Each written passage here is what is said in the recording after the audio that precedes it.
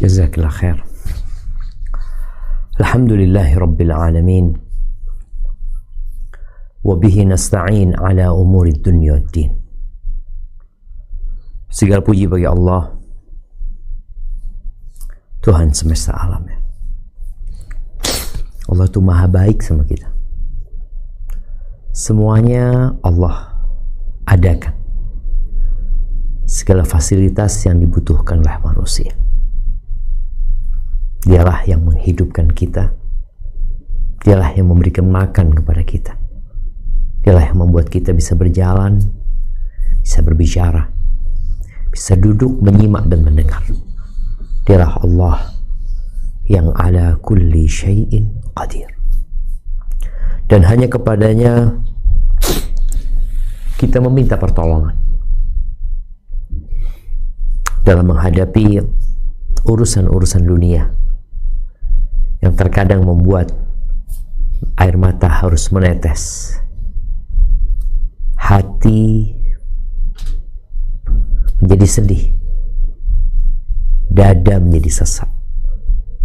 Kepada siapa kita meminta pertolongan?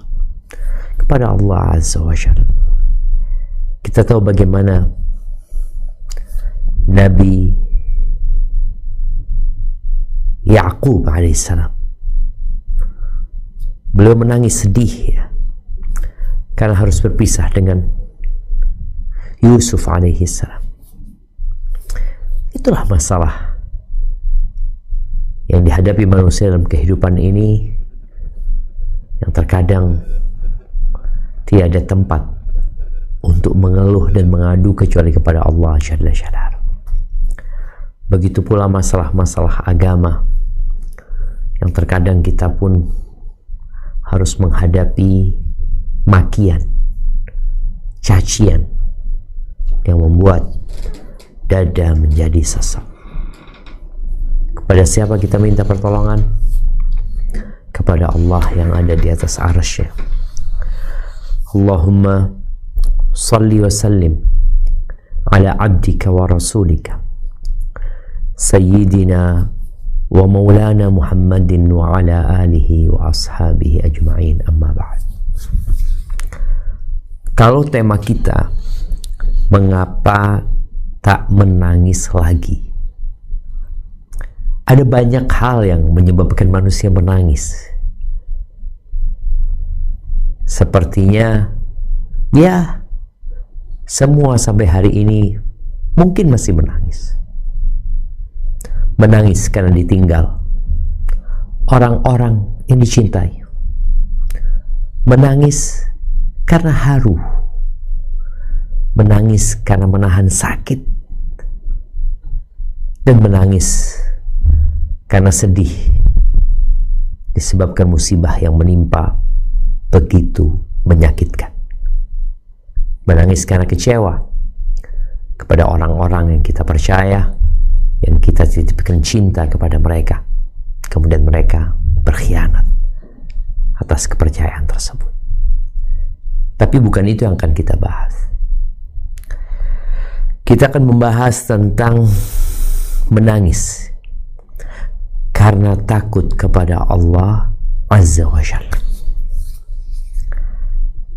Kapan terakhir engkau menangis karena khawatir dosa-dosamu tidak diampuni? Karena takut amalanmu tidak diterima? Karena engkau mentadabburi Al-Quran yang dengannya engkau meneteskan air mata? Karena khawatir di saat dibangkitkannya manusia, orang-orang selamat melewati sirat, sedangkan engkau tidak. Ahibati fillah, di surat Al-Isra ayat 107-109, Allah Azza wa Jalla menceritakan tentang kriteria atau sifat ulama-ulama yang soleh. Ini bicara ulama, para ustadz, ya, para guru juga perlu menanyakan kepada dirinya, Ustadz, antum kapan terakhir menangis karena Allah? Itu pertanyaan yang menjadi bahan evaluasi diri. Di sini Allah menyebutkan bahwa ulama-ulama, orang yang berilmu, yang soleh, yang memang pada hakikatnya innama yakhsyallaha min ibadihil ulama, yang takut kepada Allah dari hamba-hambanya adalah orang yang berilmu, adalah para ulama. Coba kita baca ayat itu. Al-Isra 107-109.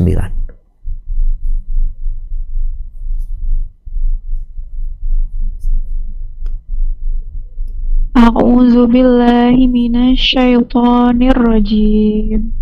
Bismillahirrahmanirrahim. Qul aminu bihi aw la tu'minu innal ladzina utul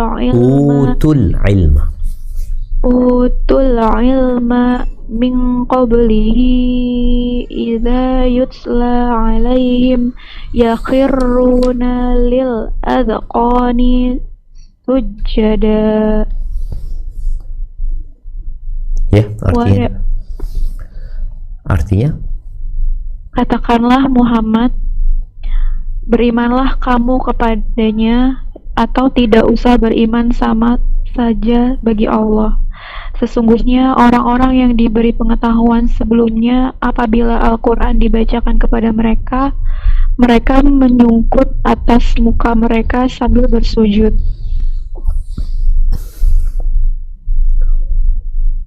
Wa yaquluna subhana rabbina in kana wa'du rabbina la maf'ula. Dan mereka berkata, Maha suci Tuhan kami, sesungguhnya janji Tuhan kami pasti dipenuhi.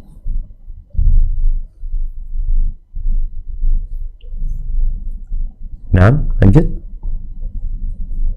Wa yakhirruna lil adqani. Akhir ayatnya, maaf, akhir hurufnya jangan dipanjangin kalau nggak panjang. Coba. Wa yakhirruna lil adqani yabkun. Coba. Wa yakhirruna lil Nah, nanya dibaca panjang barusan. Wa yakhirruna lil adqani yabkun. Masih panjang ninya nggak pakai mat. Baca lagi. Wa yakhirunya panjang. Wa yakhiruna lil adqani yabkuna wa yaziduhum. Dunya nggak panjang. Wa yaziduhum khusyu'a. Nah, santi. Barakallahu fiik. Ya, artinya dan mereka menyungkur atas muka mereka sambil menangis dan mereka bertambah khusyuk. Allahu Akbar, jemaah. Mereka menangis. Mereka sujud sambil meneteskan air mata. Yabkun. Dan itu membuat mereka semakin tunduk. Air mata itu tanda lembutnya hati. Dan air mata itu menambah kelembutan hati. Di surat An-Najm ayat 59-60, subhanallah jamaah, ada kemiripan atau kesamaan ya antara tadi yang di Al-Isra ayat 107 sampai 109. Itu ayat adalah salah satu ayat yang kita diperintahkan untuk sujud, yang dikenal dengan ayat sajdah. Sujud menangis, menunjukkan ketundukan mereka nggak main-main gitu loh. Akhir surat An-Najm ini ayat 59-60 ini juga termasuk mungkin sampai akhir ya, dibaca nanti sampai akhir ayat An-Najm ini termasuk ayat yang diperintahkan kita untuk sujud juga. Nah, silakan dibaca.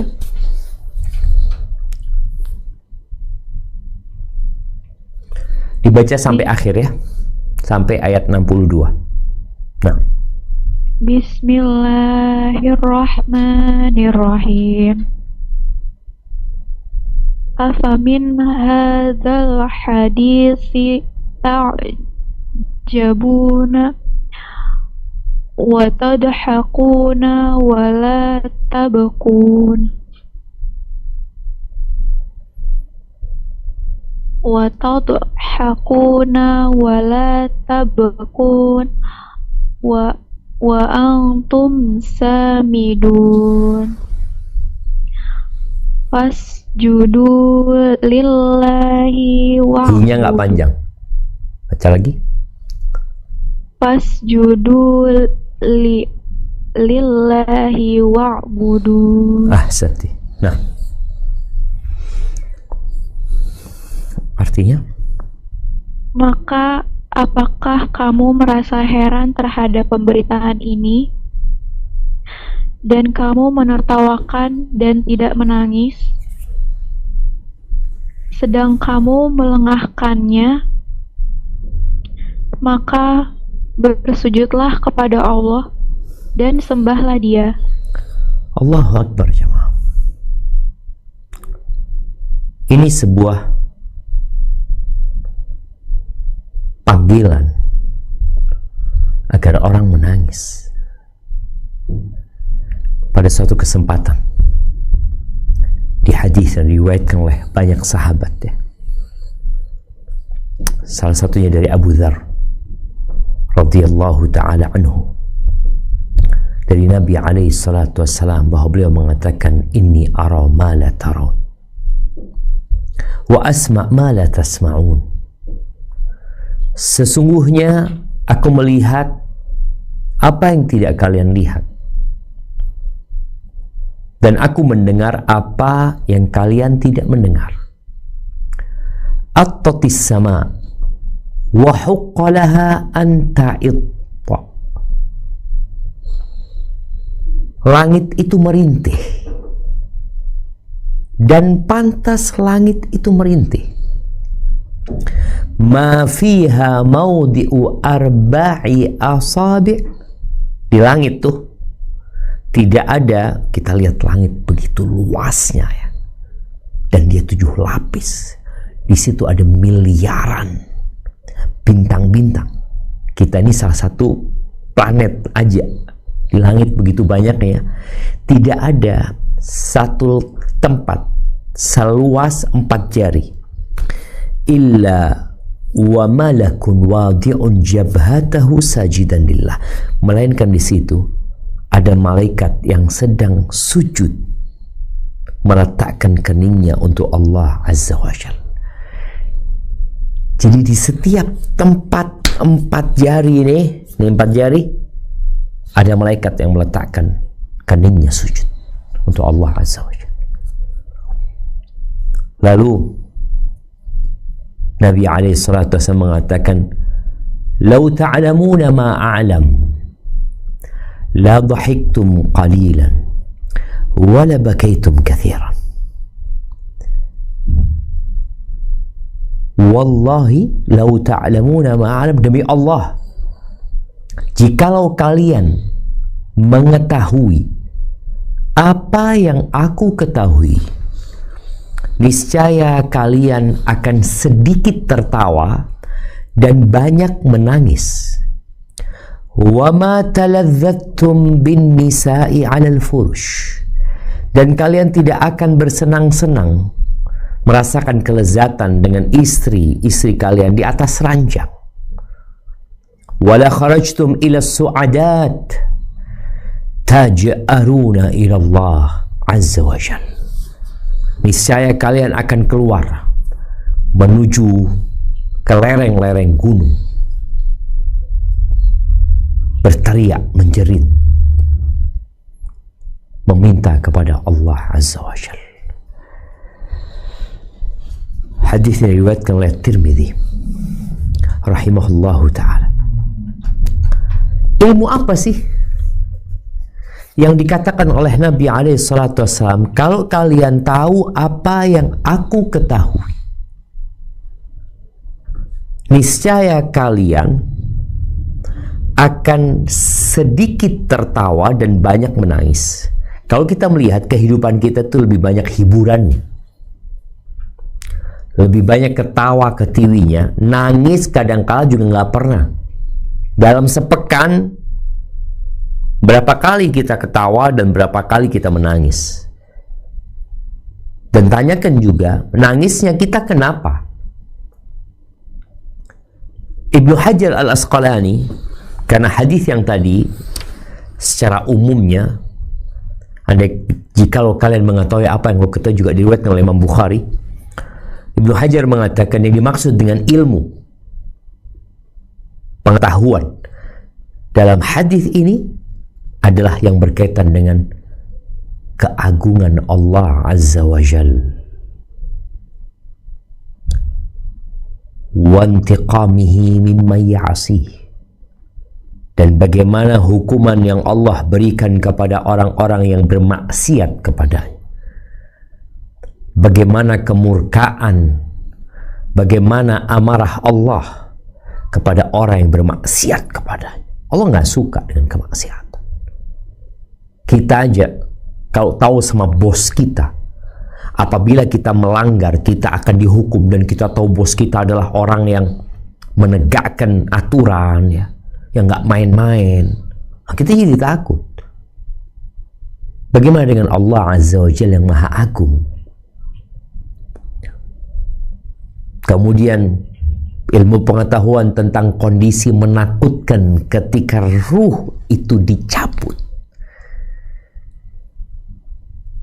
Ilmu tentang kematian yang akan datang kapan saja secara tiba-tiba. Tentang alam kubur,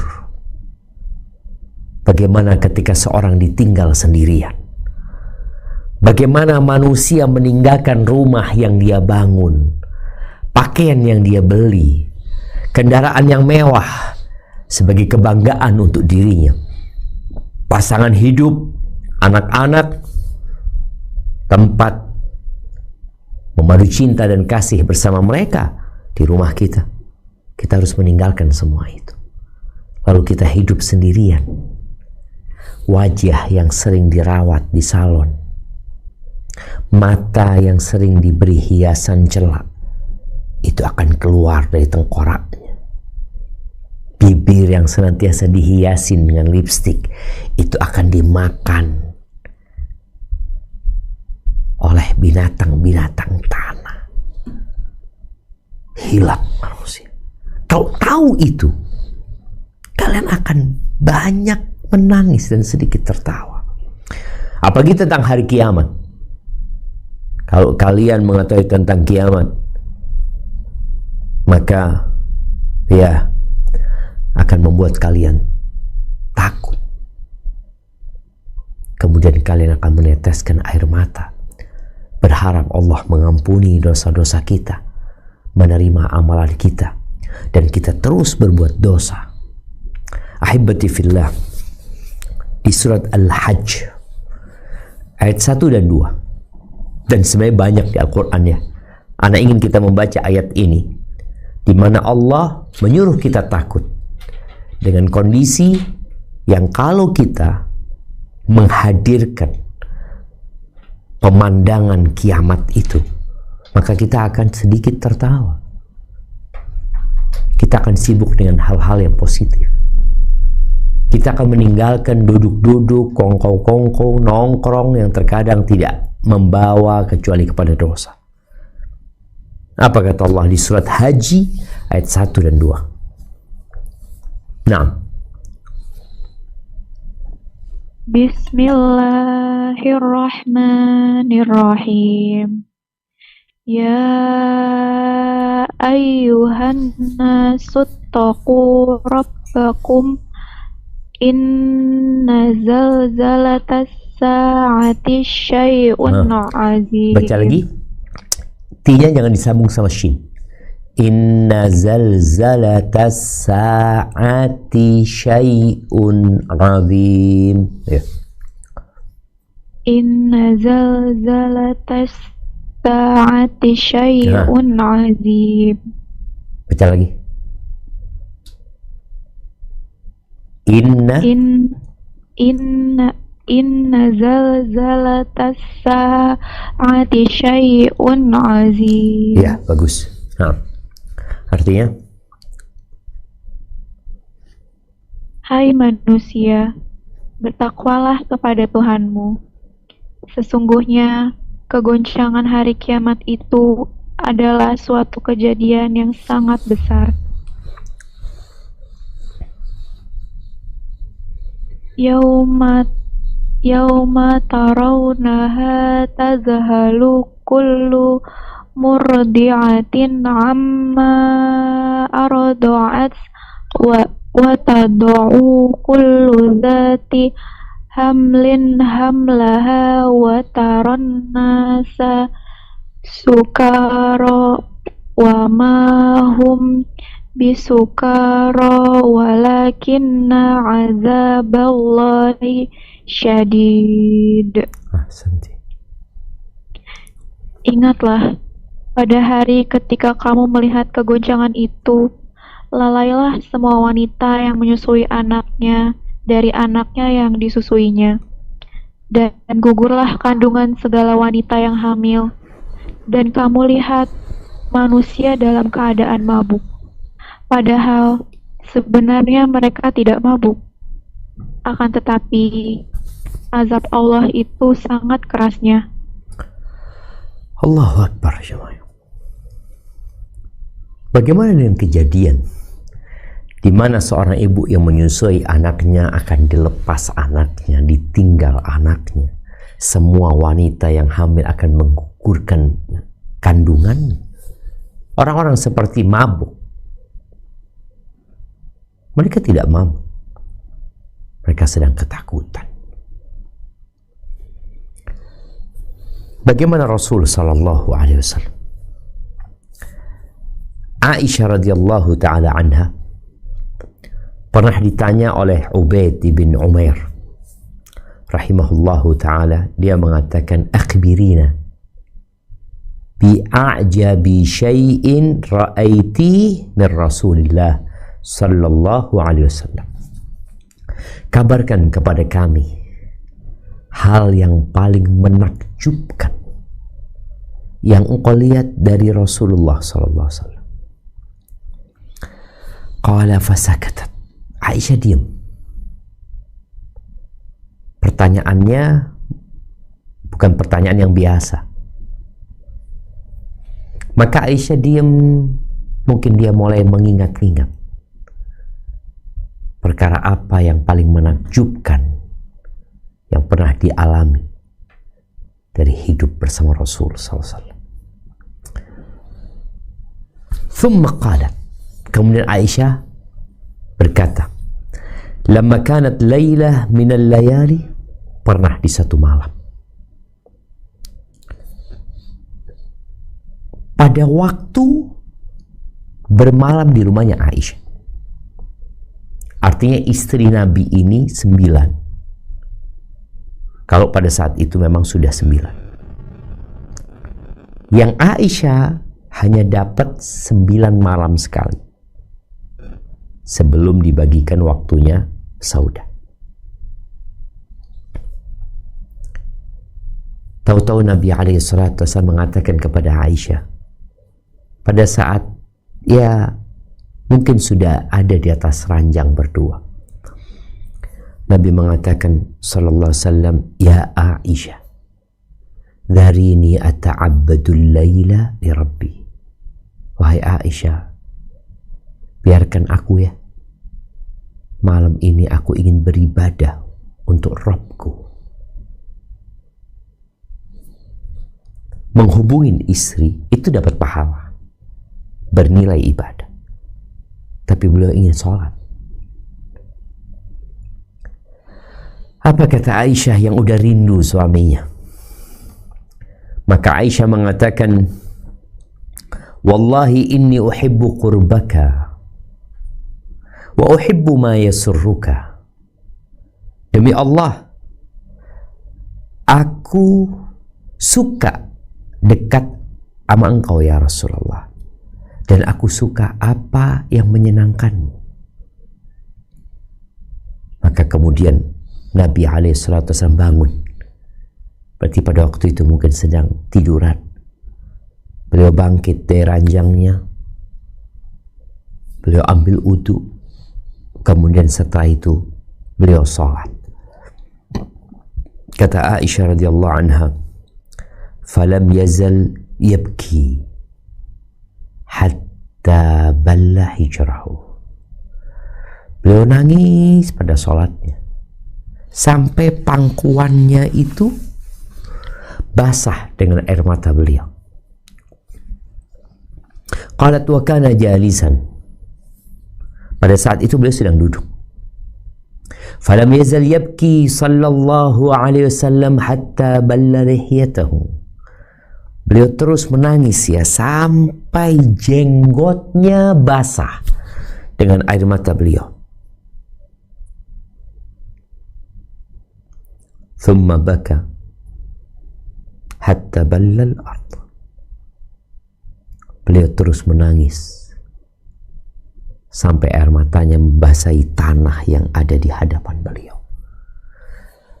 Jenggotnya, pangkuannya, tanah itu basah dengan air mata Nabi alaihi salatu wassalam. Faja'a Bilal yu'dhinuhu bis-salah. Kemudian datang Bilal memperkenankan Nabi untuk sholat subuh. Falamma ra'ahu yabki, ketika dilihat sama Bilal Nabi alaihi salatu wassalam menangis, maka Bilal berkata, waqad ghafa ya Rasulullah tabki. Wahai Rasulullah, engkau menangis ya Rasulullah, sedangkan Allah sudah mengampuni dosamu yang lalu dan yang akan datang. Udah selesai ya Rasulullah. Lalu apa kata Nabi SAW? Afala akun abdan syakura. Apa enggak sepantasnya aku menjadi hamba yang pandai bersyukur kepada Allah Azza wa Jalla? Telah turun kepadaku malam ini ayat, celaka bagi orang yang membacanya kemudian tidak bertafakkur di dalamnya. Itu firman Allah, inna fi khalqis samawati wal ard, sampai akhir di surat Ali Imran ya. Itu Rasulullah SAW nangis seperti itu alaihi salatu wassalam. Dan beliau menyampaikan kepada para sahabatnya sebuah hadis qudsi, bahwa Allah Azza wa Jal berfirman, wa izzati la ajma'u ala abdi khawfain wa la ajma'u lahu amnain. Demi keagunganku, kata Allah, aku tidak akan menggabungkan buat hambaku dua ketakutan dan dua keamanan. Dua ketakutan dan dua keamanan. Nggak akan digabungin dua ini.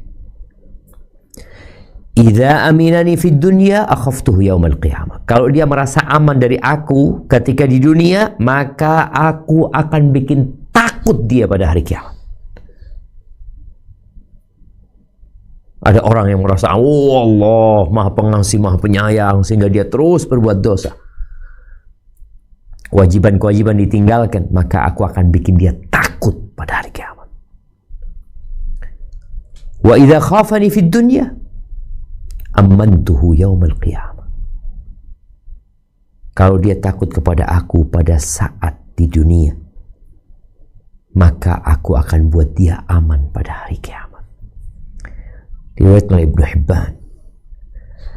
Kemudian Nabi SAW juga bersabda tentang keutamaan menangis karena Allah Azza wa Jalla. Kalau menangis karena urusan dunia, ya keutamaannya di dunia, di mana seorang akan merasa tenang dengan dia meneteskan air mata, dadanya menjadi plong, ya. Tapi ini keutamaan menangis karena Allah Azza wa Jalla, baik karena rindu kepada Allah atau karena takut kepada Allah Azza wa Jalla. Abu Hurairah radhiyallahu taala anhu meriwayatkan sebuah hadis bahwa Nabi alaihi salatu wassalam bersabda, la yalijun nar rajulun baka min khasyatillah hatta ya'uda al-labanu fi dhar. Tidak akan masuk neraka orang yang menangis karena takut kepada Allah Azza wa Jal sampai air susu itu kembali ke tempat susu itu. Ketika diperas, keluar itu air susu, sampai balik lagi, dan gak akan pernah balik. Rawahu Tirmidzi. Ahibati fillah, di riwayat Tirmidzi juga dari Abu Umamah Al-Bahili radhiyallahu anhu bahwa Nabi alaihi salatu wasallam bersabda, laisa syai'un ahabba ilallahi min qatrataini wa atharain. Tidak ada perkara yang lebih dicintai Allah daripada dua tetesan dan dua bekas. Qatratun min dumu'in min khasyatillah. Yang pertama, dua tetesan itu, tetesan yang pertama tetesan air mata karena takut kepada Allah. Tetesan yang kedua adalah tetesan darah yang dikucurkan di jalan Allah Azza wa Jalla. Adapun bekas, dua bekas itu, fa'atharun fi sabilillah, adalah bekas yang dilewatin orang ketika berjihad di jalan Allah. Wa atharun fi faridatin min faraidillah, dan bekas langkah dalam pelaksanaan perintah, kewajiban-kewajiban dari Allah Azza wa Jalla. Ahibati fillah, disebutkan bahwa Abdullah bin Umar bin Khattab mengatakan, la an adma min khasyatillah ahabbu ilayya min an atasaddaqa bi alfi dinar. Aku menangis karena takut kepada Allah, itu lebih aku cintai daripada aku bersedekah dengan 1000 dinar. 1000 dinar itu 4 kilo seperempat emas murni. Ya sekarang mungkin hampir berapa? Hampir 10 M. Bayangin. Meneteskan air mata karena takut kepada Allah lebih beliau sukai daripada bersodakoh, yang fadilahnya sodakoh ini banyak sekali. Ini menunjukkan bahwa tatkala kita nggak pernah menangis karena Allah Azza wa Jalla, ada apa sama kita? Dan ini menunjukkan sulitnya meneteskan air mata karena takut kepada Allah Azza wa Jalla. Kemudian ada ucapan yang dinisbatkan kepada Ka'ab al-Ahbar, la an abki min khasyatillah, aku menangis karena takut kepada Allah sampai air mataku menetes di pipiku, mengalir di pipiku, itu lebih aku cintai daripada aku bersedekah dengan seberat tubuhku ini emas.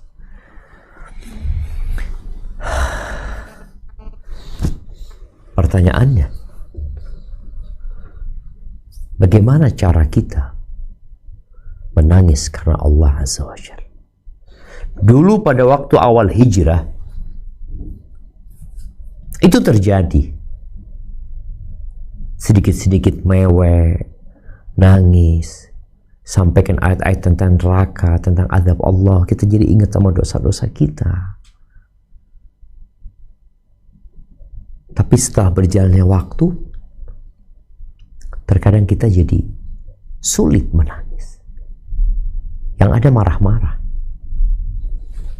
Anak ingat dengan cerita seorang di Madinah sana. Dia cerita tentang bosnya. Bosnya itu punya toko emas. Waktu itu 1 atau 2 toko emasnya. Itu bos setiap kali datang, kita makan bareng, ngobrol bareng ya. Dekat sekali sama kita. Ketika dia punya 50 toko emas, ketika datang mesti marah-marah. Kelembutan itu hilang. Padahal nikmat Allah bertambah, tapi ternyata ada yang hilang. Yang menyebabkan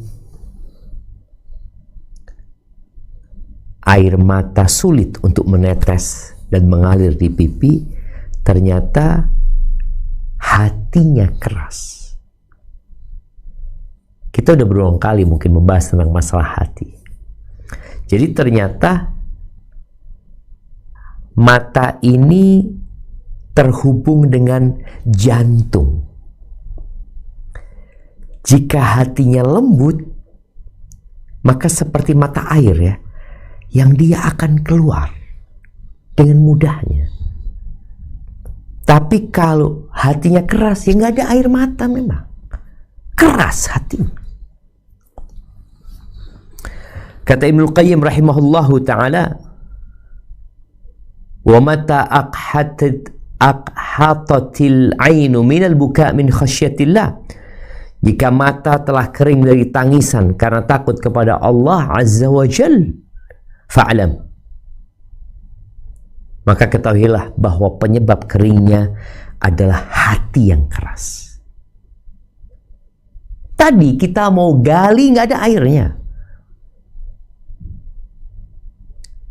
Wa ab'adul qulub min Allah al-qalbul qasi, dan hati yang paling jauh dari Allah adalah hati yang keras. Jadi apabila kita udah nggak pernah lagi menangis karena Allah Azza wa Jal, ya udah keras hati kita. Apa penyebabnya? Kalau bicara hati keras, penyebabnya yang pertama adalah kathratul kalam. Banyak ngomong. Kadangkala ya kita datang kajiannya 1 jam, 1 jam setengah, ngobrolnya 2 jam, 3 jam. Sambil makan, sambil kulineran. Ternyata orang kalau banyak ngomong itu, hatinya bisa keras. Dan subhanallah ya, ini nanti ada hubungannya dengan apa yang menyebabkan hati itu jadi lembut. Kita nih, ada yang menyebutkan bahwa bangsa Indonesia ini seharusnya ada 4 skill yang dimiliki ya. Yang pertama, skill berbicara. Yang kedua, mendengarkan. Yang ketiga, membaca. Yang keempat, menulis. Kita itu masih mendengar dan ngomong aja. Di hadis yang diriwayatkan oleh Imam At-Tirmidzi dari Ibn Umar radhiyallahu taala anhuma, qala Rasulullah sallallahu alaihi wasallam, la tukthirul kalam bi ghairi dzikrillah. Jangan kalian banyak ngomong dari selain mengingat Allah Azza wa Jalla. Fa inna kathratal kalami bi ghairi dzikrillah ta'ala qaswatun lil qalbi. Karena banyak ngomong itu, ngomong yang tidak mengandung unsur mengingat Allah Azza wa Jalla, hanya akan mengeraskan hati. Dan tadi, manusia yang paling jauh dari Allah adalah hatinya yang keras. Kemudian Nabi SAW mengatakan, ketika datang seorang sahabat Uqbah bin Amir, mengatakan kepada beliau, ya Rasulullah, man najah, wahai Rasulullah, apa jalan keselamatan yang menyebabkan kita bisa selamat dari fitnah-fitnah yang terus datang silih berganti? Apa jalan keselamatan itu? Qala amsik alaika lisanak, tahan lisanmu atas dirimu. Wal yasa'ka baituka, hendaklah engkau merasa nyaman di rumah, udah cukup engkau di rumahmu, jangan suka keluar gitu loh. Karena ada orang yang suka keluar lagi, keluar, kemana engkau keluar? engkau hendaklah mencukupkan diri dengan rumahmu. Kemudian yang ketiga, wabki ala khati'atika, menangislah atau tangisilah dosa-dosamu. Itu keselamatan yang membuat hati keras tatkala kita banyak ngomong. Apalagi lisan ini memang tidak bertulang. Dan ketika Nabi mengatakan kepada Mu'adz bin Jabal, kau mau aku kasih tahu amalan yang bisa mencakup ya amalan-amalan soleh lainnya gitu loh, yang sudah disebutkan sebelumnya, yang kau insya Allah akan masuk surga dan dijauhkan dari api neraka. Lalu beliau mengeluarkan lidahnya, mengatakan, amsik alaika hadza, pegang nih, jaga lisanmu ini. Lalu Mu'adz bertanya, wa inna la mu'akhaduna bima natakallamu bihi, apakah kita akan mendapatkan hukuman karena omongan-omongan kita? Ini orang ngomong dari jam 1 sampai jam 5, 4 jam ngobrol, atau ngobrol dari habis isya, ngobrol terus sampai hampir subuh. Berapa banyak kosakata yang dikeluarkan? Maka Mu'adz bertanya, apakah kita akan mendapatkan hukuman atas omongan-omongan, ucapan-ucapan kita? Thaqilatka ummuka ya Mu'adz, wa hal yakubbun nas fin nari ala wujuhihim au ala manakhirihim illa hasaidu alsinatihim. Itu orang-orang yang tersungkur dalam api neraka, di wajahnya, di hidungnya, tidak lain hanya karena omongan-omongan mereka, hasil pembicaraan mereka.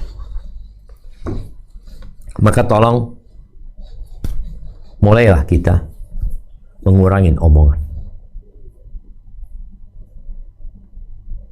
Kalau ngurangin omongan berarti ngurangin ketemu sama orang. Iya. Tapi sekarang nggak ketemu sama orang, telepon sampai panjang. Kadang-kala ya, Anda nggak tahu, emak-emak ini mungkin ada yang kebiasaannya kalau sambil kerja ya dia pasang headset di kepalanya. Oh ini, waduh ngobrol ini itu macam-macam sampai lama cuma. Maka tolong kurangi ngomongnya. Tapi yang kedua, ya banyak tertawa. Di riwayat Ahmad, Nabi SAW mengatakan, kathratud dhahiki tumitul qalba. Banyak tertawa itu mematikan hati. Ada orang yang suka nonton yang lucu-lucu. Ada orang yang suka nonton ya mungkin lawak atau apa yang membuat dia ketawa lagi.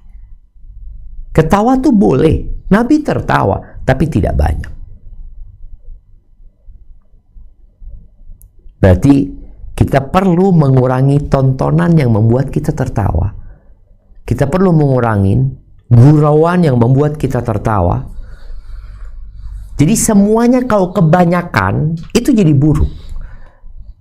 Yang namanya garam kalau kebanyakan jadi nggak enak makanan itu. Yang namanya gula kalau kebanyakan juga nggak enak. Maka hendaklah engkau bisa menghitung mungkin. Aku akan ngomong berapa lama. Setelah ngobrol, memangnya kasih sekarang udah ada HP, ada jam ya. Ketika ngobrol sama temennya, ya sudah setel 15 menit aku akan bubar. Udah nanti bunyi, Afan ya aku ada acara, selesai bubar. Jangan kemudian kita menghabiskan waktu untuk ngobrol, untuk ketawa-ketawa. Kemudian yang ketiga, kathratul akli, kebanyakan makan. Itu juga membuat hati keras. Dan boleh jadi sumber semuanya, sumber banyak ngomong, sumber banyak ketawa, sumber banyak makan, itu cinta dunia. Lupa dengan akhirat.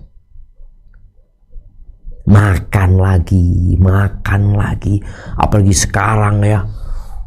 Dengan berbagai macam makanan yang bisa dipesan tanpa engkau keluar dari rumah. Atau 3 hal itu jadi satu. Berangkat, keluar rumah, cari restoran, makan, ngobrol, ketawa-ketawa, Nah inilah yang menjadi sumber penyebab hati itu jadi keras. Ingat, kalau kebanyakan, karena ngomong boleh, ketawa boleh, makan boleh, tapi nggak berlebihan. Bishr bin Harith mengatakan, khaslatani tuqsiyanil qalb. Dua hal yang membuat hati keras itu banyak ngomong dan banyak makan. Engkau perlu duduk menyendiri, mengingat Allah. Kemudian yang keempat, banyak dosa. Kalau tiga hal itu mungkin bukan dosa, nggak sampai dosa ya. Banyak ngomong, nggak sampai dosa. Ketika omongannya bukan dosa, tapi kalau omongannya dosa, jadi dosa. Kalau sudah isinya riba, fitnah, ngomongin orang, gunjingin orang, ya, itu omongan yang boleh. Tapi kalau kebanyakan, maka akan berdampak kepada hati. Makanan yang halal, kalau kebanyakan akan berdampak kepada hati. Ketawa boleh, tapi kalau kebanyakan akan mengeraskan hati. Yang keempat ini banyakkan dosa. Dan dosa itu akan menyisakan nokta hitam di dalam hati kita.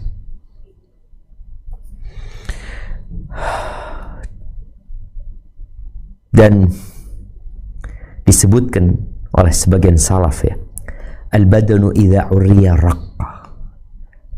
Badan itu kalau dilepas dari pakaiannya jadi lembut ya. Jadi nggak jadi sombong, nggak jadi congkak ya. Coba kalau kita pakai baju yang bagus-bagus kan kadang-kala hati kita jadi gimana membusungkan dadanya. Tapi kalau kita pakai baju yang biasa, pakai sandal yang biasa, jadi mengurangin pakaian di atas tubuh kita, itu membuat kita jadi lembut. Wa kadzalikal qalbu. Begitu pula hati. Kalau sedikit kesalahan-kesalahannya, maka air mata itu akan cepat menetes.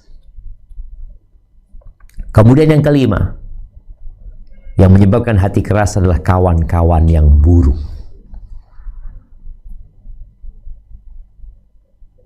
Maka jangan sampai kita itu berkawan yang kawannya hanya mengajak kepada yang tadi ya, mengajak kepada ngobrol, mengajak kepada makan, mengajak kepada ketawa-ketawa, mengajak kepada dosa. Maka kita harus pandai-pandai memilih kawan. Sebagian salaf mengatakan, wa qaswatul qalbi min arba'ati asya. Dan kerasnya hati itu karena 4 perkara. Idza jawazat qadral hajah. Kalau melebihi kebutuhannya. 4 perkara ini boleh semuanya, tapi kalau kelebihan akan membuat hati keras. Yang pertama apa? Al-akl, makan. Yang kedua an-naum, disebutkan di sini, tidur. Kebanyakan tidur juga membuat hati keras. Wal kalam, banyak ngomong. Wal mukhalatah, dan banyak kumpul sama orang. Kalau tadi kita sebutkan berkaitan teman yang buruk, ini kumpul aja. Kita sering kumpul sama orang. Tadi ke kafe ya, berangkat sana, jalan sini, kopdar, atau kita sibuk di grup ya, maka hati kita akan jadi keras. Terus apa yang menyebabkan hati bisa lembut, kemudian kita bisa menangis karena Allah Azza wa Jalla? Ada banyak perkara. Yang pertama, mengenal Allah Azza wa Jalla dengan nama-namanya, dengan sifat-sifatnya, dengan perbuatan-perbuatan dengan Allah, perbuatan-perbuatan Allah Azza wa Jalla. Karena orang yang kenal sama Allah, dia akan takut, tapi dia juga akan cinta. Dia akan cinta. Barang siapa yang takut sama Allah tapi berharap sama Allah Azza wa Jalla, dan dia cinta sama Allah, maka hatinya jadi lembut dan matanya akan mudah meneteskan air mata. Namun orang yang nggak kenal sama Allah, nggak berharap kepada Allah, nggak takut sama Allah, maka hatinya akan keras dan air matanya akan kering. Dan kalau kita belajar tentang kedudukan keimanannya.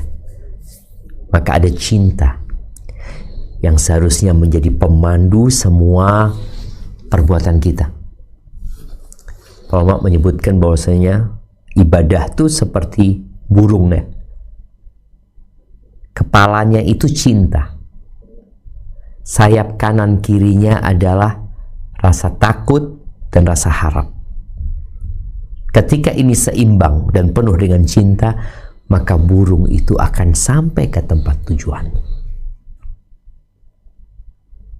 Tapi kalau lebih condong kepada rasa takut, kadang-kadang juga nggak bisa terbang karena ketakutan, jadi putus asa. Tapi kalau lebih berat kepada harapan, akhirnya berharap terus, tapi nggak takut, akhirnya sering berbuat dosa. Ahibati fillah, Sulaiman Ad-Darani mengatakan, likulli syai'in alam. Semua itu ada tandanya ya. Ada benderanya sebagai tanda. Wa alamul khudlan, dan termasuk tanda orang yang Allah biarkan, Allah tinggalkan, Allah tidak berikan pertolongan. Tarkul buka min khasyatillah, adalah orang yang tidak menangis lagi karena Allah Azza wa Jalla.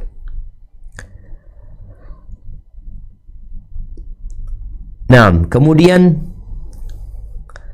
berkaitan dengan takut ya. Takut karena Allah, berharap kepada Allah, dan cinta tentunya. Rasul SAW ketika menyebutkan ada 7 golongan ya yang akan mendapatkan naungan pada hari tidak ada naungan kecuali naungan Allah Azza wa Jalla, disebutkan ada seorang yang mengingat Allah sendirian, fafadat aina, kemudian air matanya mengalir jamaah. Kemudian yang kedua, membaca Al-Quran dan mentadabburi ayat-ayatnya. Tadi kita udah baca surat Al-Isra ayat 107-109. Bagaimana tuh orang-orang ketika dibacakan kepada mereka Al-Quran, mereka sujud, mereka menangis, meneteskan air mata. Dan kalau kita melihat bagaimana kondisi para sahabat Nabi ya, yang ketika membaca Al-Quran itu mereka menangis dalam sholatnya. Dan Nabi SAW menyebutkan tadi, ketika beliau menangis yang sampai membasahi tanah di hadapannya, bahwa telah diturunkan kepada beliau sebuah ayat, yaitu dari ayat inna fi khalqis samawati wal ard wa ikhtilafil laili wan nahar la ayatin li ulil albab ya, sampai akhir surat Ali Imran. Celaka orang yang membacanya dan tidak mentadabburi. Jadi bacalah Al-Quran dan usahakan kita punya waktu membaca Al-Quran di malam hari. Ada perbedaan membaca di siang dan di malam hari. Kita boleh baca Quran kapan saja, tapi para ulama menyebutkan bahwa saya membaca Al-Quran di malam hari lebih utama. Ketika semua sedang tidur, ketika engkau sendirian, kemudian engkau buka Al-Quran, engkau baca bersama artinya, engkau akan merasakan sesuatu yang membuat hatimu jadi lembut. Kemudian engkau akan bisa meneteskan air mata. Kemudian yang ketiga, zikrullah, mengingat Allah Azza wa Jalla. Jadi setelah membaca Al-Quran, mengingat Allah Azza wa Jalla. Afwan, tadi yang diceritakan tentang seorang mengingat Allah ya, ya tentunya dia mengingat karena cinta sama Allah, rindu sama Allah, takut sama Allah. Setelah dia punya ilmu tadi, kemudian dia jadi rindu, dia jadi mengingat Allah Azza wa Jalla, kemudian dia meneteskan air mata. Dan Ibnu Qayyim mengatakan tentang obat orang yang hatinya keras ini, maka hendaklah dia mengobati dengan zikrullah. Ketika datang seorang kepada Hasan al-Basri radhiyallahu ta'ala anhu, dia mengatakan, Ya Aba Sa'id, ashku ilaika qaswata qalbi. Aku mengadukan kepadamu kerasnya hatiku ini. Qala adhibhu bidzikr. Adhibhu bidzikr. Maka lembekkan, luluhkan hatimu dengan zikir. Dan ketika engkau berzikir, tolong zikirnya itu dengan suara yang didengar oleh telingamu, kemudian dihayati oleh hatimu. Seperti baca Quran juga dengan suara tentunya. Zikrullah juga dengan suara. Baca, dengarkan, dan hayati dengan hatimu. Jadi orang insya Allah kalau tadi dia banyak zikir, terus dia zikir, dia baca subhanallah bihamdihi subhanallahil azim, dia baca la ilaha illallah ya. Karena terus terang Anda melihat teman-teman yang udah ngaji nih, wallahu a'lam, mungkin Anda boleh jadi salah. Kadang-kala memang habis sholat pergi, zikir dulu. Dan kalau kau memang ada waktu luang, banyakin zikirnya. Karena memang Allah memerintahkan kepada kita, fadhkurullaha dzikran katsira, yang banyak mengingat Allah itu. Bukan sekedarnya, tapi yang banyak. Kemudian yang keempat, memperbanyak ketaatannya. Memperbanyak ketaatan. Ya, apa saja berkaitan dengan sholat, ya jangan mencukupkan dengan 5 waktu. Coba sholatnya mungkin 40 rakaat. 5 waktu itu 17 rakaat. Mungkin kau sehari sholatnya 40 rakaat. Ditambah. Kalau enggak ya pelan-pelan. Ana cuma 5 waktu aja berat Ustaz. Ya udah 5 waktu plus tambahin 2 rakaat sebelum subuh. Tambahin witir sebelum tidur. Tapi usahakan istiqamah.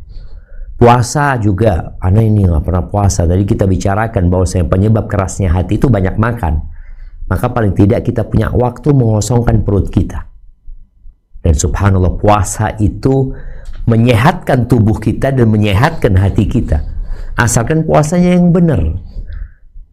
Karena kadang-kadang orang ini puasa tapi makannya ketika waktu berbuka kelebihan. Akhirnya nggak jadi hatinya lembut, hatinya jadi keras lagi. Kalau anggap dari pagi hatinya mulai dilembutkan, tepat ketika waktu berbuka, dia berlebihan makannya, mengeraskan hati. Maka tolong dijaga hal ini. Maka hendaklah memperbanyak ketaatan. Puasa paling tidak sebulan 3 kali lah. Kau punya puasa. Ketika Abu Muawiyah al-Aswad berkata kepada Ahmad ibn Sahl,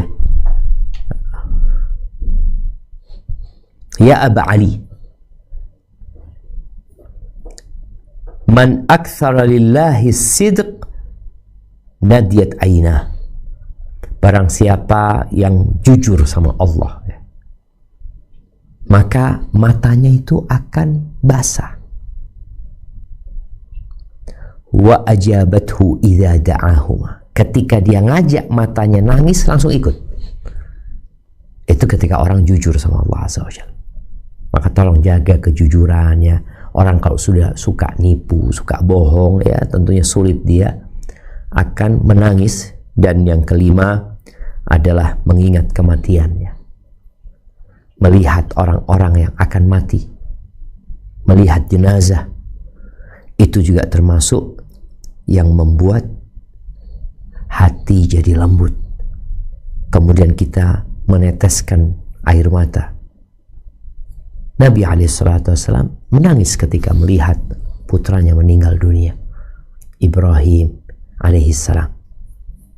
Maka kita tuh kalau sudah disibukkan dengan dunia kita, ya, ngitung untung rugi, ya, kemudian menghitung penghasilan, ya, kemudian melihat proyek-proyek kita, melihat usaha-usaha kita, oke, nggak apa-apa. Tapi setelah itu engkau hendaklah datang ke kuburan untuk melembutkan hatimu kembali, bahwa semua yang kau kerjakan kau akan tinggalkan. Dan kau akan sendirian di tempat itu tanpa didampingi oleh siapapun kecuali amalmu. Kemudian juga yang membuat hati lembut ya berangkat ke tempat-tempat bencana, membesuk orang-orang sakit, dan dekat dengan orang-orang miskin. Itu membuat hati jadi lembut. Barakallahu fiik. Yang terakhir tentunya berdoa, minta kepada Allah agar dikasih rasa takut kepada Allah. Allahumma qsim lana min khasyatik, ya Allah bagikan buat kami rasa takut kepadamu, yang dengannya kami terhalang dari berbuat kemaksiatan. Allahumma inni as'aluka khasyataka fil ghaibi wasyahadah. Nabi juga berdoa alaihi salatu wassalam, ya Allah aku memohon kepadamu rasa takut dalam kondisi sendirian atau kondisi terang-terangan banyak orang. Jazakumullah khairan, ya, itu yang dapat Anda sampaikan, kurang lebihnya mohon maaf. Mungkin kita masuk ke sesi tanya jawab. Anda persilahkan. Barakallahu fiik. Wafik barakallah, jazakallah khair Ustaz. Dan izin untuk membacakan dahulu pertanyaan yang masuk Ustaz. Tafadhal. Ahsanallahu ilaikum Ustaz. Insyaallah Allah selalu menjaga dan memberkahi Ustaz. Amin ya rabbal alamin. Ustaz, Ana sering mendengar istilah merindukan Allah. Mohon penjelasan lebih terkait ini Ustadz. Apakah ini berarti kita merindukan untuk kematian, padahal hal ini diminta untuk dilarang? Atau bagaimana maksudnya Ustadz? Ada juga yang terkait Ustadz, apakah yang dimaksud menangis karena Allah ini karena takut tidak selamat dari azab Allah? Barakallahu fiik. Naam, ahibati fillah. Bicara rindu sama Allah Azza wa Jalla, ya rindu untuk berjumpa dengan Allah Azza wa Jalla. Kita ini tiap hari ya ngomong Allahumma Rabbi, Allahu Akbar, sami Allahu liman hamidah. Setiap sholat kita mengatakan iyyaka na'budu wa iyyaka nasta'in. Kita nggak ngelihat Allah Azza wa Jalla. Dan ketika seorang mengenal Allah, maka akan tumbuh di dirinya kerinduan untuk berjumpa. Walillahil matsul a'la. Allah nggak sama dengan makhluknya. Tapi tatkala kita cinta kepada manusia, kita dikasih tahu tentang, engkau tahu fulana itu orangnya baik banget loh, fulana kayak gini ya Allah, aku akhirnya lama kelamaan dengar cerita itu kita jadi ingin jumpa gitu loh. Ya Allah, kata dia, kapan anak bisa jumpa sama dia gitu. Berkaitan dengan Allah, memang benar tadi disebutkan bahwa kita nggak akan berjumpa dengan Allah Azza wa Jalla kecuali ketika nanti pada hari kiamat. Dan hal itu prosesnya melewatin kematian. Tapi bicara kematian, kita semua bakal mati. Kita semua bakal mati. Jadi bukan orang ini minta mati, tapi minta rindu. Yang kerinduan itu akan mendorong dia untuk berbuat apa saja demi untuk berjumpa. Karena takut nggak berjumpa. Maka di antara doa Nabi SAW, wa as'alu syauqa ila liqa'ik. Dan aku meminta kerinduan untuk berjumpa dengan Engkau ya Allah. Jadi kerinduan ini akan membuat orang melakukan apa saja demi berjumpa dengan orang yang dia cintai. Disuruh sholat, dia sholat. Diperintahkan ini, dia. Kalau kenapa? Aku kepingin jumpa sama Allah SWT dalam kondisi baik-baik tentu. Karena semua juga akan dihisap sama Allah, akan berbicara sama Allah tanpa penerjemah. Tapi bagaimana ketika berjumpa dengan kekasihnya, dia dikasihi oleh Allah Azza wa Jalla. Jadi itu yang dimaksud dengan kerinduan kepada Allah yang seharusnya kita minta, dan kalau ada di diri kita biasanya akan mendorong orang untuk melakukan apa saja untuk berjumpa dengan orang yang dengan yang dia cintai ya. Dalam bab ini adalah Allah Azza wa Jalla. Taib, pertanyaan kedua tadi apa? Apakah itu berarti takut menangis karena Allah ini, apakah karena takut tidak selamat dari azab Allah? Masya Allah, barakallahu fi. Naam, ahibati fillah. Tadi disebutkan bahwasanya al-buka min khasyatillah, menangis karena takut kepada Allah Azza wa Jalla. Ya, kita itu seharusnya memang takut sama Allah. Kenapa kok takut sama Allah? Karena kita banyak dosanya. Cuma kadang-kala kan orang itu lupa sama dosa-dosa. Jadi takut ini, takut karena azab Allah, takut dengan nanti kematian, yang di situ kita juga akan mendapatkan azab dari Allah Azza wa Jalla, atau mendapatkan nikmat buat orang yang soleh. Kemudian takut ketika nanti melewatin sirat, ya, bagaimana ketika diceritakan tentang sirat oleh Nabi alaihi salatu wassalam, bahwa para nabi gak ada yang ngomong pada waktu melewatin sirat itu kecuali Allahumma sallim sallim, ya Allah selamatkan, ya Allah selamatkan, ya Allah selamatkan, ya Allah. Jadi itulah takut karena Allah Azza wa Jalla. Takut intinya adalah takut akan mendapatkan hukuman dari Allah Subhanahu wa taala, takut amalannya tidak diterima, takut tobatnya tidak diterima. Itulah rasa takut yang seharusnya ada di diri hamba, yang tentunya hal itu dengan ilmu, maka dia akan takut. Ketika dia kenal sama Allah dan dia tahu sama dirinya, dia akan takut. Tapi tetap dalam bab ini beribadah kepada Allah itu kan tadi ada cinta, ada takut, dan ada harap. Orang nggak boleh takut aja, karena kalau dia takut terus, ya aku takut, akhirnya dia putus asa. Aku takut sholat nggak diterima sama Allah, aku takut puasa nggak diterima sama Allah, aku takut haji nggak diterima sama Allah. Akhirnya nggak berbuat dan beramal dia. Maka nggak boleh takut saja, harus ada harap. Harapan ilah yang membuat dia, insya Allah moga Allah ngampuni ana, Allah kan maha pengasih, maha penyayang, ana akan perbanyak ibadah ana akan perbanyak sedekah ana akan berusaha untuk bertobat dengan taubatan nasuha. Seperti itu. Wallahu a'lam bishawab. Nah. Barakallahu fikum Ustaz. Menyambung dari pertanyaan yang sebelumnya, dari jawaban Ustaz, ada pertanyaan juga yang mungkin bisa terkait Ustaz. Pertanyaannya adalah, Bismillah Ustadz, kalau kita berdoa tapi tidak sampai menangis, tapi tetap rasa harap dan takut, tapi tidak meneteskan air mata, apakah ini masuk kepada doa yang khusyuk juga Ustadz? Barakallahu fiik. Ya, bicara berdoa, berdoa ini kan memohon, meminta. Ya memang nggak harus menangis. Tapi biasanya orang kalau dalam kondisi kepepet dan dia tahu nggak ada yang bisa membantu kecuali Allah Azza wa Jalla, ya mungkin dia akan meneteskan air mata, tapi nggak harus meneteskan air mata. Apakah dikatakan khusyuk? Ya boleh jadi, asalkan tadi orang ini benar-benar menghayati doanya penuh dengan harapan kepada Allah Azza wa Jalla. Nabi alaihi salatu wassalam ketika perang Badar, beliau itu angkat tangan ya, sambil mengatakan Allahumma, ya selendangnya jatuh dinaikin lagi sama Abu Bakar ya, Allahumma intuhlak hadhil isabah, ya Allah kalau kelompok ini dikalahkan, ya binasa pada hari engkau nggak akan disembah lagi ya Allah di muka bumi ini ya Allah. Jadi ada unsur memaksa ketika berdoa.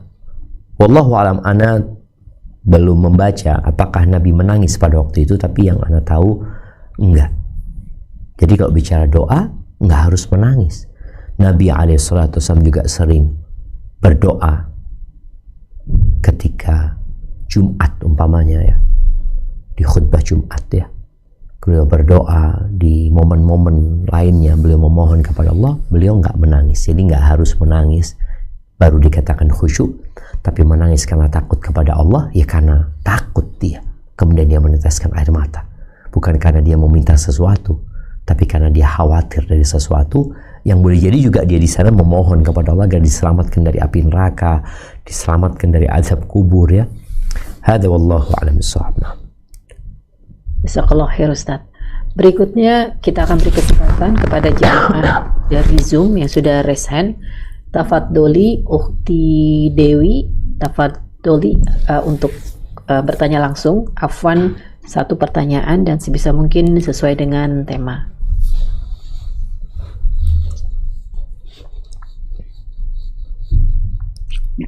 Bismillahirrahmanirrahim. Assalamualaikum warahmatullahi wabarakatuh, Ustaz. Waalaikumsalam warahmatullahi wabarakatuh.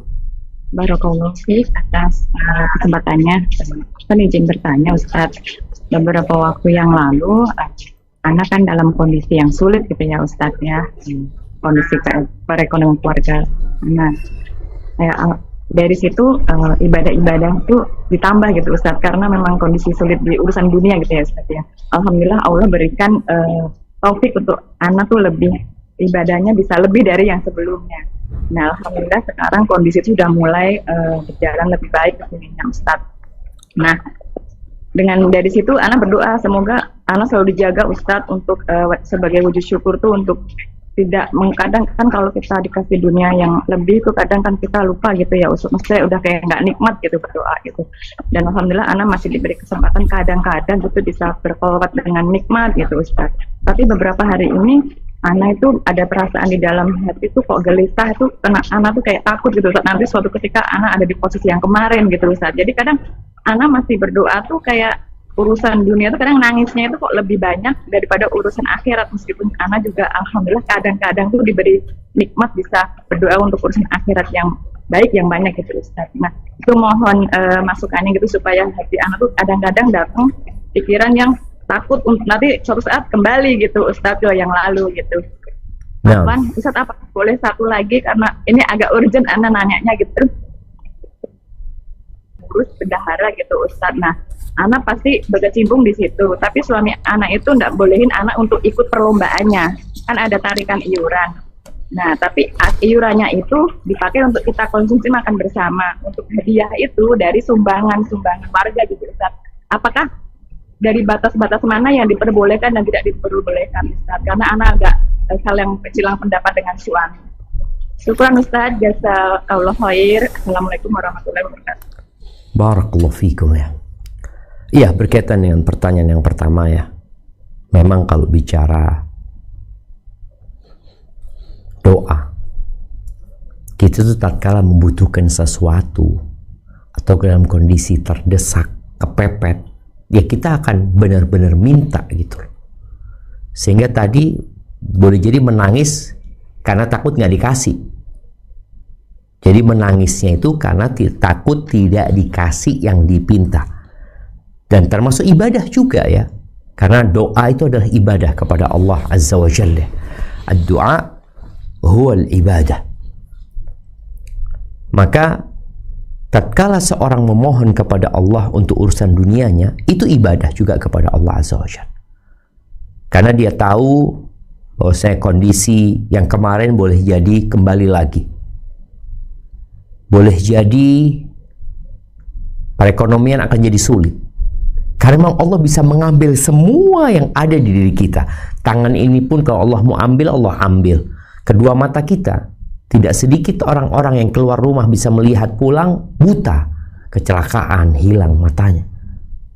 Maka memang kita harus terus berdoa memohon kepada Allah Azza wa Jal untuk urusan dunia dan untuk urusan akhirat.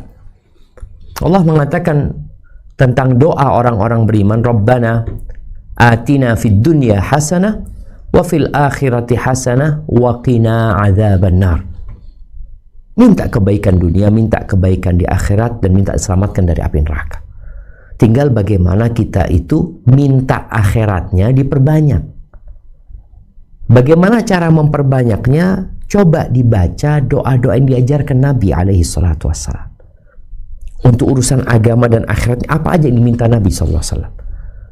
Terkadang kita doa untuk akhiratnya itu pendek, untuk dunianya terlalu panjang.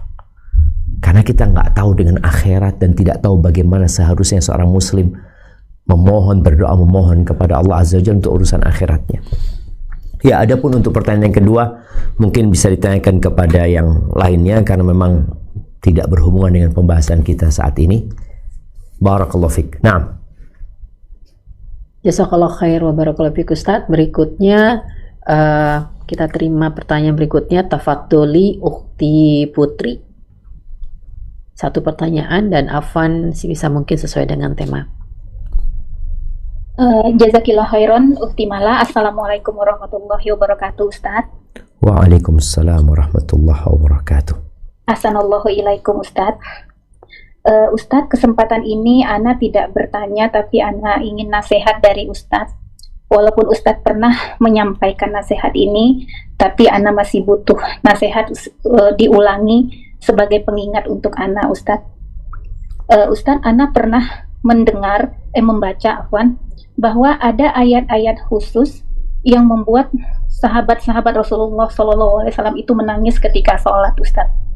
Ana pernah membaca Umar bin Khattab itu menangis ketika membaca surat Yusuf ayat 86, Ustadz. Yang mana Ana sempat baca artinya, hanya kepada Allah aku mengadu kesusahan dan kesedihanku, dan aku mengetahui dari apa yang tidak kamu ketahui. Kemudian ada surat Hud ayat 15 dan 16 yang membuat para sahabat Rasulullah SAW itu menangis, Ustadz. Nasihatnya Ustadz untuk Ana yang tadaburnya masih berkutat di juz 30, Ustadz, yang hafalannya masih berkutat di juz 30, Ustadz. Dan adakah mungkin Ustadz diksi doa yang indah gitu meminta kepada Allah supaya kita mampu mentadaburi ayat-ayatnya dan khusyuk setiap sholat kita, Ustadz. Itu saja, Ustadz, mohon nasihatnya. Jazakallahu khairan wa barakallahu fiik, Ustadz. Assalamualaikum warahmatullahi wabarakatuh. Waalaikumsalam warahmatullahi wabarakatuh. Nah, ahibati fillah, bicara membaca Al-Quran yang tadi disebutkan sahabat itu macam-macam ayat yang membuat dia menangis. Jadi memang ayat-ayat Quran itu tidak sama. Ayat-ayat Quran itu sama-sama firman Allah Azza wa Jal, tapi secara fadilah, secara makna berbeda-beda. Dan terkadang yang membuat orang menangis saat membaca ayat itu memang kondisi hatinya sedang lembut. Boleh jadi di waktu lainnya membaca ayat itu nggak menangis. Rasulullah SAW pernah meminta kepada Abdullah bin Mas'ud untuk membacakan Al-Quran kepada beliau. Lalu kata Abdullah bin Mas'ud, a'aqra'u 'alaika wa 'alaika unzil. Gimana aku membaca kepadamu sedangkan Quran ini turunnya kepadamu? Ya, aku suka dengar dari orang lain. Akhirnya Abdullah bin Mas'ud membaca awal surat An-Nisa. Awal surat An-Nisa dia baca ya terus sampai ayat 41 insyaallah. Ketika sampai firman Allah, "Fakaifa idza ji'na min kulli ummatin bi syahid wa ji'na bika 'ala haula'i syahida." Bagaimana apabila kami mendatangkan seorang saksi untuk setiap umat dan kami jadikan engkau saksi atas semua mereka itu. Lalu Nabi alaihissalatu mengatakan hasbu, cukup. Abdullah Mas'ud lalu melihat Nabi SAW, ternyata beliau meneteskan air mata.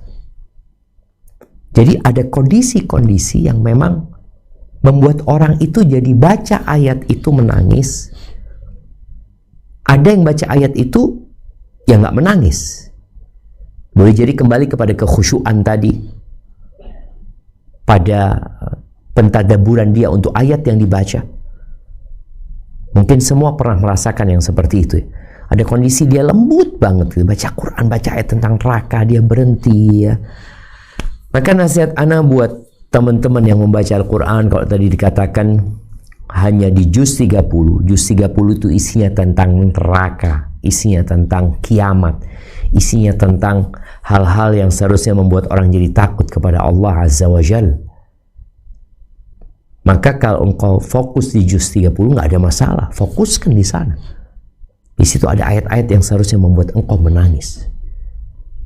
Ketika firman Allah umpamanya di surat Al-Fajr, waji'a yawma idzin bi jahannam yawma idzin yatadhakkarul insan wa anna lahu dzikra. Allah katakan akan didatangkan neraka jahanam pada hari kiamat. Pada hari itu, semua orang akan mengingat apa yang dia lakukan. Dan apa gunanya mengingat pada hari itu? Jadi kalau dikatakan mentadaburi juz 30, nggak ada masalah. Tadaburi itu juz, hayati itu juz, dan perbaiki hatinya. Karena boleh jadi orang ini baca Quran, dia banyak baca Qurannya, tapi faktor-faktor yang membuat hatinya keras tidak dihilangkan, sehingga faktor pendukungnya ini nggak bisa maksimal. Tadi disebutkan baca Quran dan mentadabburi, tapi kita banyak makan, tapi kita banyak ngobrol, tapi kita banyak ketawa. Akhirnya tatkala kita baca Quran dan mentadabburinya, perkara-perkara yang membuat keras hati kita ini tidak bisa membuat proses pelembutan hati itu berjalan dengan baik. Maka hendaklah tadi selain kita mentadabburi Al-Quran, mengenal Allah Azza wa Jal, berzikir, mengingat Allah, faktor-faktor penghalangnya itu dihindari. Maka kenapa tadi kita menyampaikan yang awal itu, yang membuat hati keras, supaya kita juga memikirkan ini. Hadza wallahu a'lam bissawab. Nah. Jazakallah khair Ustaz. Berikutnya saya kembali bacakan pertanyaan yang masuk Ustaz. Bismillah Ustaz, saya membaca buku cukup tebal tentang hidup Rasulullah dan setiap saat baca perjuangan Rasul, saya hampir selalu menangis terseduh-seduh membayangkan sulitnya hidup Rasulullah. Dan saat itu saya merasa sangat sayang dan ingin sekali bertemu dengan Rasulullah. Tapi saat ini buku tersebut telah selesai saya baca. Bagaimana agar saya bisa tetap merasakan rasa sayang dan rindu pada Rasulullah ini? Saya takut sekali rasa nikmat dan rindu pada Rasulullah ini hilang. Masya Allah, barakallahu fiik. Naam ahibati fillah, kalau bicara membaca buku, jadi nggak sekali kau baca buku itu. Sebagian ulama ada yang baca buku 60 kali, 50 kali, sehingga apa yang dibaca itu diingat, bahkan mungkin dihafal. Bagaimana cerita cicitnya Rasul SAW, Ali ibn Husain ibn Ali, yang dikenal dengan Zainal Abidin, ya. Dia mengatakan, kunna nu'allam maghaziyan Nabi SAW kama nu'allam as-surata minal Qur'an. Kita diajari perjalanan hidup Nabi SAW, peperangan Nabi SAW, seperti diajari satu surat dari Al-Quran. Maka jangan berhenti untuk membacanya. Baca lagi, engkau akan semakin rindu dengan Nabi SAW. Dan setiap ada nama Nabi, bersolatlah kepada Rasul SAW, sambil engkau berusaha untuk melanjutkan tongkat perjuangan. Karena engkau udah baca, engkau tahu betapa sulitnya. Sekarang apa yang kau lakukan? Karena bacaan itu bukan hanya untuk menyenangkan otak kita, tapi bagaimana bacaan itu berubah menjadi sikap dalam kehidupan kita. Dan teruslah menghindari hal-hal yang membuat hati jadi keras tadi. Sehingga semoga dengan cara itu, ya, hati kita tetap lembut dan kita tetap mudah menangis tatkala mengingat perjuangan Rasul dan para sahabatnya sallallahu alaihi wasallam. Hadza wallahu a'lam bissawab. Nah. Jazakallah Ustaz. Pertanyaan berikutnya Ustaz. Bismillah, Assalamualaikum warahmatullahi wabarakatuh. Waalaikumsalam warahmatullahi wabarakatuh. Ustaz, saya pernah menjalani operasi besar untuk penyakit jantung. Awalnya dokter bilang kemungkinan berhasil hanya 20%, tapi alhamdulillah semua lancar dan saya sudah hidup sehat hampir 1 tahun ini. Sejak saya sembuh, saya seringkali menangis saat sholat, dan kapanpun saya ingat bersyukur pada Allah karena merasa diberi kesempatan kedua untuk hidup dan tambah beribadah. Saya jujur takut takut meninggal kemarin karena amal yang sangat sedikit. Apakah ini bisa dibilang saya cukup ikhlas menangis karena Allah ataukah belum Ustadz? Karena sering saya juga menangis saat melihat anak-anak saya masih kecil, bersyukur karena masih bisa membimbing mereka. Mohon nasihatnya Ustadz. Masya Allah, barakallahu fiik. Naam ahibati fillah. Kalau bicara orang yang dikasih kesempatan untuk hidup lagi ya, tadi mungkin persentase hidupnya tinggal 20%. Kemudian ternyata Allah kembalikan dia hidup. Ini kesempatan yang langka, yang seharusnya memang dimanfaatkan sebaik-baiknya. Kalau dikatakan apakah sudah cukup, jangan pernah merasa sudah cukup. Karena perasaan orang merasa cukup itu yang menyebabkan dia akhirnya tidak berkembang untuk menjadi lebih baik lagi. Rasulullah SAW yang tadi kita baca ceritanya, bahwa Bilal mengatakan, ya Rasulullah, engkau nangis seperti ini padahal sudah diampuni dosa-dosamu yang lalu dan yang akan datang. Apa jawaban beliau? Afala akunu abdan syakura. Apa tidak pantas aku menjadi hamba yang bersyukur kepada Allah Azza wa Jalla? Tapi kalau orang sudah merasa cukup, maka dia tidak akan menambah. Maka hendaklah yang bertanya tadi menambah. Menambah apa? Menambah baca Qur'annya, menambah pengenalan dirinya kepada Allah Azza wa Jal, menambah zikirnya, dan menjauhi hal-hal yang menghalangi dia dari menangis nantinya. Karena ini masih lembut hatinya. Tadi masih lembut hatinya karena dia mengalami sebuah kejadian yang membuat dia jadi khawatir. Karena penyakit itu bisa jadi balik lagi. Yang menyebabkan dia akhirnya, tadi kalau melihat anak-anak mereka masih kecil-kecil, ya gimana kalau aku mati? Ini juga perlu dihilangkan dari hatinya. Karena sejatinya itu anak-anak, kalau engkau mati, mereka punya Tuhan yang akan menjaga mereka. Dan mereka punya takdir yang akan mereka jalani. Barakallahu fiik. Nah, Barakallahu fikum Ustadz. Masih bisa tanya Ustadz ya? Siap, mungkin 2 pertanyaan lagi, tafadhol. Ya. Nah, kalau gitu kita berikan kesempatan tafadholi Ukhti Riu, Afwan 1 pertanyaan saja singkat dan semoga bisa sesuai dengan tema. Bismillah. Assalamualaikum warahmatullahi wabarakatuh, Ustaz. Mohon izin bertanya. Waalaikumsalam warahmatullahi wabarakatuh. Ustaz, berkaitan tentang yang sulit untuk meneteskan air mata, itu kan salah satu penyebabnya dikarenakan kerasnya hati ya. Nah, salah satu penyakit hati itu kan juga termasuk ada hasad di dalamnya.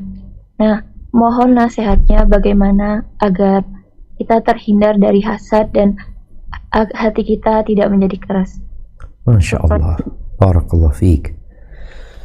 Nah, mahibati fillah, ini bicara tentang hasad ya, yang juga membuat hati menjadi keras. Tadi kita bicarakan hendaklah menghindari dosa, karena banyak dosa itu akan membuat hati jadi keras. Di antara perbuatan yang terlarang adalah hasad,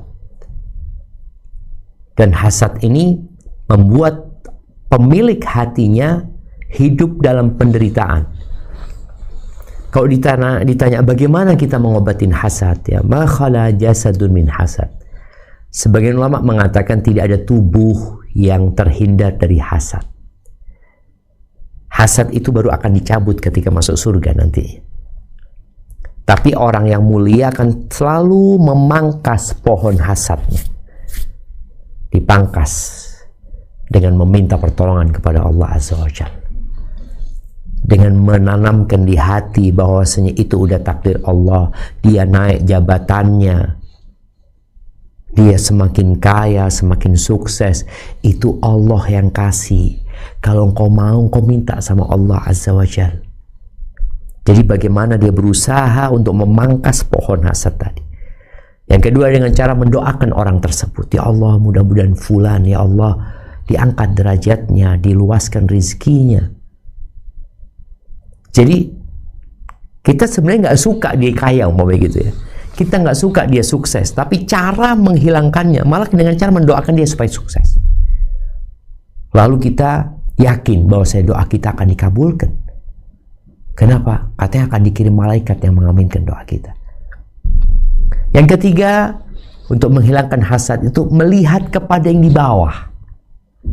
Karena kalau engkau melihat kepada yang di atas, hasad akan terus tumbuh. Tapi apabila engkau melihat ada orang yang lebih susah, oh iya, Masya Allah, kenapa aku hasad sama fulan? Ini orang lebih susah dan aku lebih nikmat gitu. Sehingga dia akan bersyukur kepada Allah Azza wa Jal. Hadza wallahu a'lam bissawab. Nah. Jazakallah khair Ustaz. Pertanyaan terakhir mungkin insyaallah. Barakallahu fiik.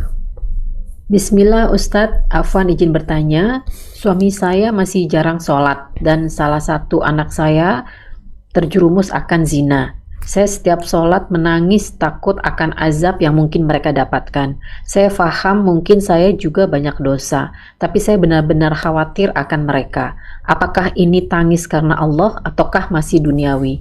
Dan apakah diperbolehkan tangisan dalam kondisi ini? Mohon nasihatnya juga Ustadz, apa yang harus saya lakukan selain berdoa untuk mereka?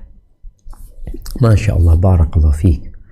Nah, ahibati fillah, kalau bicara menangis yang disebutkan tadi, apakah karena Allah atau karena dunia, maka itu kembali kepada niatmu ketika meneteskan air mata. Ada yang menangis karena memang kesian anak-anak ini nanti akan diazab sama Allah. Kesian dengan masa depan mereka, kalau mereka jauh dari ibadah, ya. Dia khawatir dengan azab Allah sejatinya. Maka dia takutnya karena Allah SWT. Tapi ada yang menangis karena suaminya dianggap, ya Allah, dapat suami kayak gini, ya. Kok aku dapat musibah seperti ini? Jadi yang dia tangisi itu karena takdirnya dia umpamanya. Mungkin boleh jadi ada unsur dia nggak menerima dengan ketentuan Allah Azza wa Jalla, maka akan berbahaya buat dirinya. Tapi kalau tangisannya enggak, anak menangis karena anak kesian sama suami. Anak kesian ketika dia seperti itu terus. Dia imam di rumah ini. Tadi anak-anak sampai terjebak dalam perzinaan, ya. Dengan kondisi anak nggak tahu bagaimana kondisi rumah dengan bapak yang tidak sholat, bagaimana akhirnya pendidikan buat anak-anak. Akhirnya ketika dia menangis karena memohon kepada Allah pertolongan agar masalah ini diselesaikan, agar suaminya dikasih hidayah, agar anaknya diberikan hidayah, agar mereka dibimbing menuju kepada Allah Azza wa Jalla, maka semoga itu tangisan karena Allah Subhanahu wa Ta'ala. Dan ya, selain berdoa memohon kepada Allah, ya perlu ada usaha memperbaiki anak-anak kita. Karena berkaitan dengan zina ini, Allah mengatakan wala taqrabuz zina, jangan mendekati zina. Jadi ada perbuatan yang harus kita lakukan demi membentengi mereka dari perzinaan. Salat mencegah dari perbuatan keji dan mungkar. Nah, tapi kita juga harus menjauhkan mereka dari perkara-perkara yang menyebabkan mereka terjebak dalam perzinaan. Barakallahu fiik, itu mungkin yang dapat kita kaji pada kesempatan kali ini. Semoga Allah Azza wa Jalla melembutkan hati kita dan membuat kita semakin takut kepadanya, dan semoga kita bisa menangis karena Allah Subhanahu wa Ta'ala pada saat tidak ada manusia yang bersama kita, hanya antara kita dengan Allah Jalla Jalaluh.